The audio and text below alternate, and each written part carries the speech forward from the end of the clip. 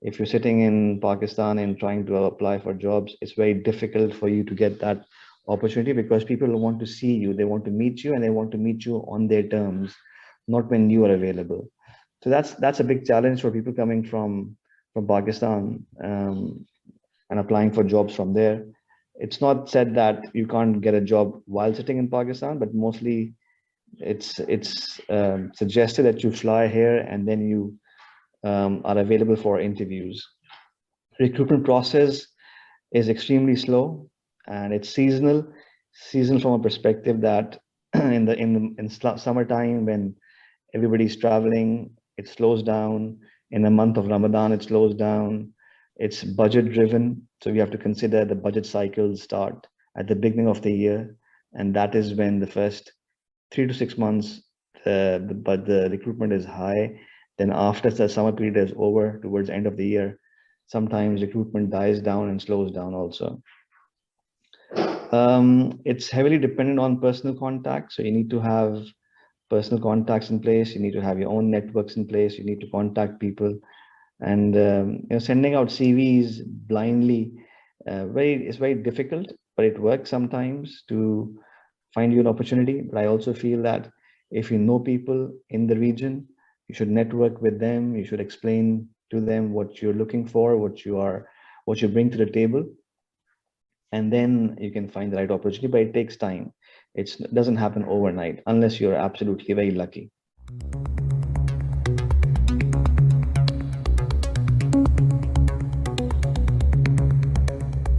Welcome to Global Information Security Society for Professionals of Pakistan.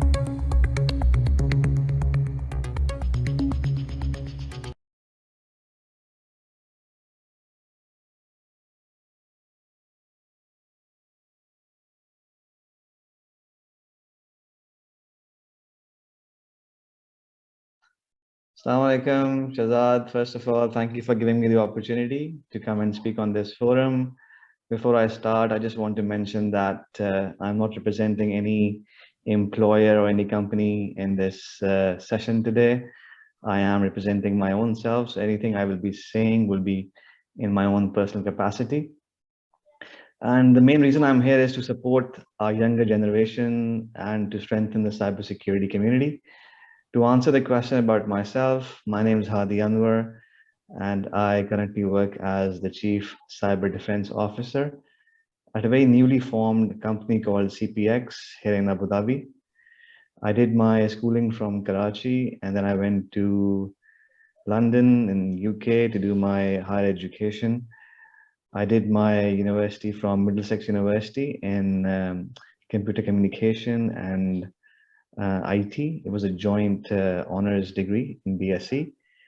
And then I joined as an IT consultant. And then I joined London School of Economics and Political Science to do my master's. It was an MSc program in analysis, design, and management of information systems. I did this education program after a few years of getting some experience. And just recently, I finished my Global Executive MBA program as well. So I've had 3 degrees over my lifetime. One a bachelor's in IT and computer communication, then a master's in management of information systems, and very recently a global executive MBA from a university called INSEAD. It's a French university, and the courses I attended were in Abu Dhabi, Dubai, and Singapore. I'm currently working for a company called CPX. It's a newly formed cybersecurity service and a solution provider for cybersecurity end to end. We are currently around 300 employees in the company. And the way we differentiate ourselves is because we have experience in delivering national level cybersecurity programs. We do a lot of program at enterprise level, at organizational level as well. But our differentiator is doing programs at the national level. Plus, another differentiator is the breadth of services which we offer as a company. We have 8 or 9 different verticals, starting off with cyber solution delivery. This team focuses on deploying solutions, putting up infrastructure for cybersecurity, doing cyber transformations. Then we have a team called Cyber Resilience Services. This team focuses on the monitoring aspect, providing SOC services, remote SOC, incident response service, threat intelligence, SOC advisory. So that is the CRS team. Then we have a team called Trusted Advisory and Risk Services. This is basically your GRC, your information assurance services. Plus, they also have Cyber Academy, cyber training, security awareness training. That is this team called Trusted Advisory Risk Services. Then we have a team called Digital Trust Services, which is your digital signage solutions, which we have in-house.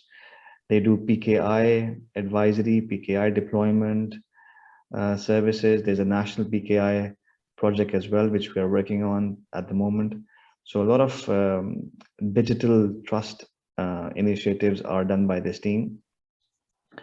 We have a team of cybersecurity project managers called Client Delivery Office, which focuses on managing massive programs and big projects for cybersecurity, very focused project managers for cybersecurity. Then we have a team called Red Team, as the name says. They are the only team licensed to break things. That's what they do: pen testing, vulnerability assessments, Red Team advisory, secure code reviews. Then we have a team called the Physical Security Plus team. And this is where I mentioned initially that the breadth of services which we offer is quite varied. And when we say we provide end-to-end, we really are end-to-end. The physical security team provides solutions such as CCTV cameras, access control, physical access control, all of that. Then we have a team focused on cloud security services, dedicated pre-migration, during migration, and post-migration to cloud security.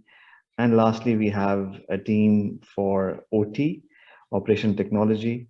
These are the guys who work with utilities, oil and gas, district cooling services, all of that. So this team, the OT team, focuses on basically Operation Technology stuff. When I wake up in the morning, I have a set plan of what I'll be doing during the day. But when I reach office, unfortunately, all of that goes out of the window, and there are new challenges, new issues to be faced and responded to.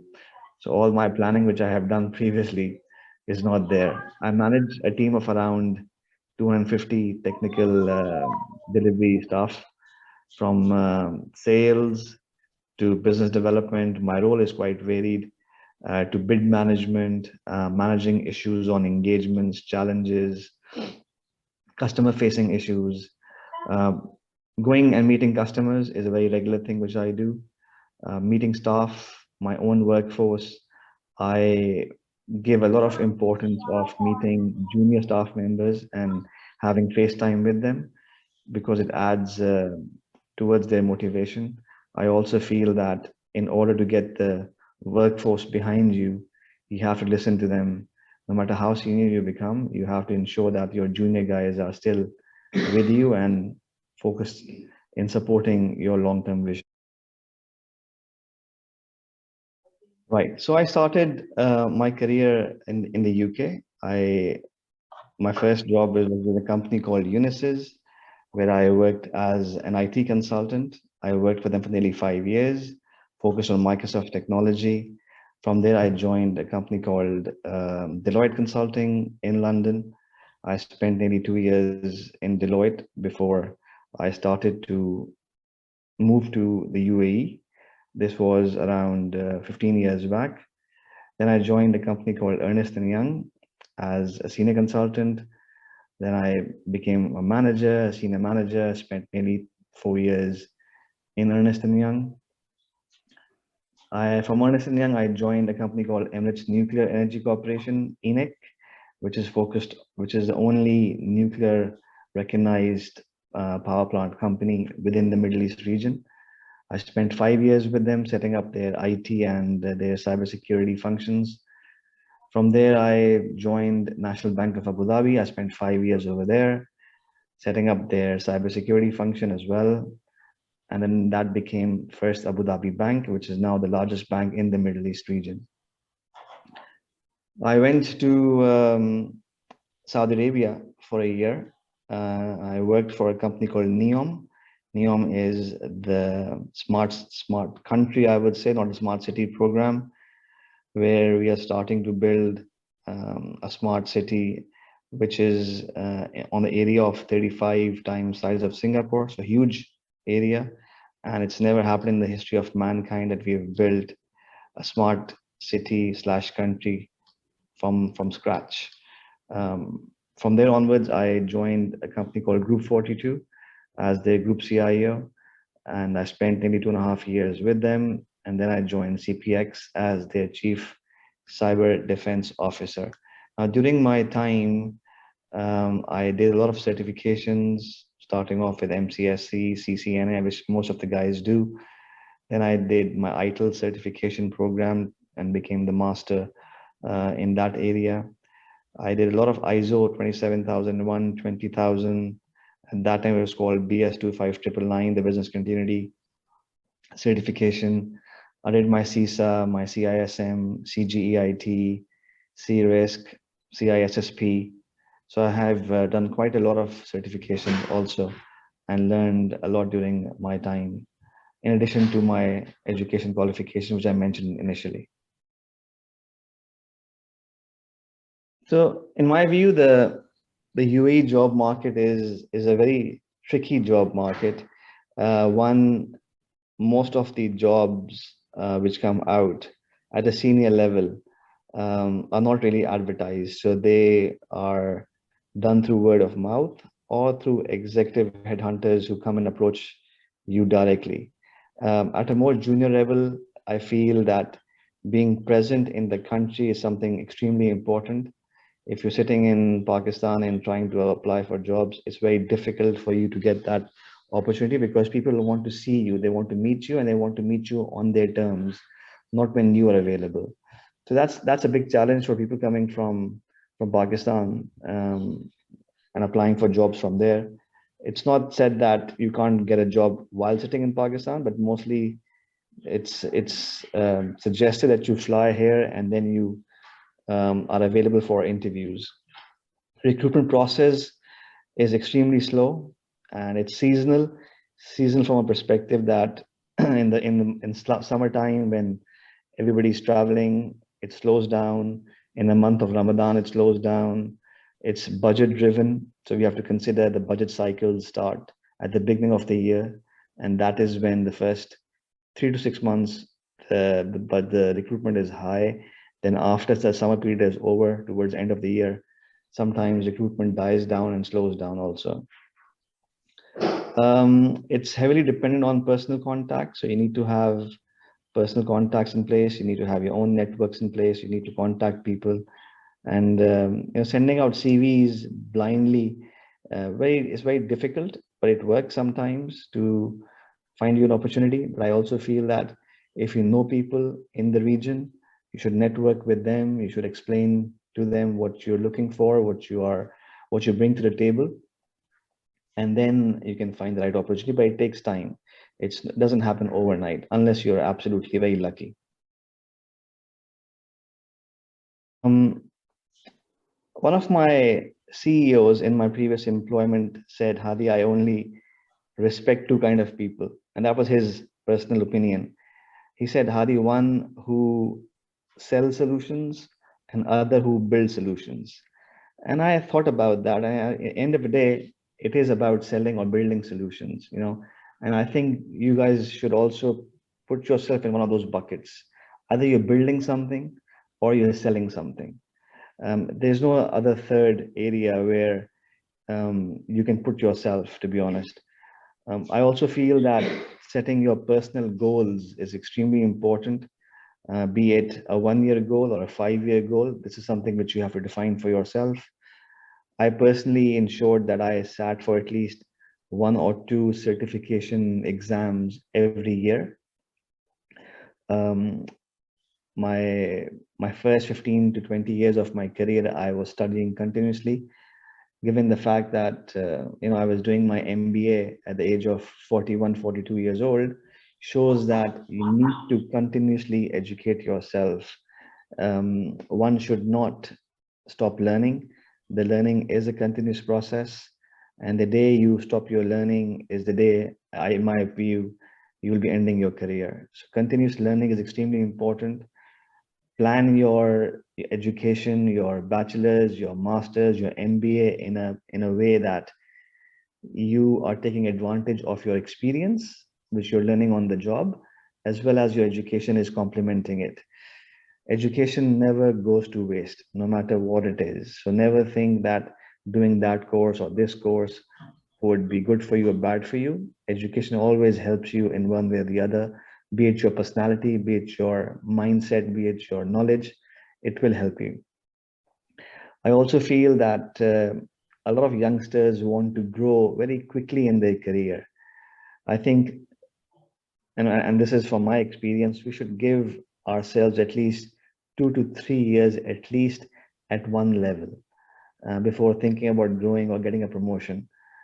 Um, one other aspect I've seen is that people change their jobs or job hops is often done very quickly just because of making extra money. I think that does more harm than benefit to anybody's career. Make sure that you spend at least 2 to 3 at a minimum years in an organization, unless there's a family reason or you're moving a country, which is what I have done in my career. Otherwise, stick to one job at least for a good 3 to 5 years, so you can get a full understanding and you've shown results. If you come in and 1 year it just takes to settle down in an organization, 2 years you get to learn, you start deploying solutions. It's only after 3 to 5 years when you start getting the fruit from the seed which you had sowed initially. So I think spending a time is important. And also lastly, never give up. Never give up on your objectives, on your goals. Make sure you are steady. There's no such thing as failure.